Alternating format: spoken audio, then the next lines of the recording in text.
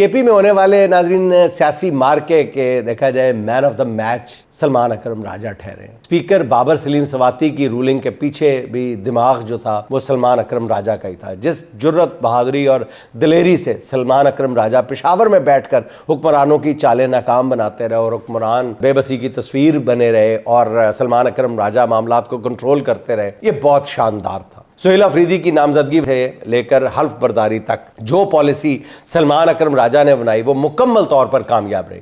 हालांकि बैरिस्टर गौहर अली खान इस पॉलिसी के शायद ज़्यादा पुरजोश हामी नहीं थे। उनका ख्याल था कि मरकज़ी हुकूमत को ललकारने की बजाय उनके साथ बातचीत करके अपने वज़ीर आला के लिए कोई राह निकाली जाए, मगर सलमान अकरम राजा इससे इत्तफाक नहीं करते थे। उनका ख्याल था कि इस मामले में दिफाई नहीं बल्कि जारहाना हिकमत अमली बनाने की ज़रूरत है, वरना कमज़ोरी का तासुर जाएगा, जिससे हुकूमत और ताकतवर तबके हावी हो जाएंगे, जिससे पार्टी के MPs भी बैकफुट पे चले जाएंगे, घबरा जाएंगे और दुश्मन अपना वार जो है वो ज़्यादा आसानी के साथ करने में कामयाब हो जाएगा। सलमान अकरम राजा की पॉलिसी बिल्कुल दुरुस्त साबित हुई।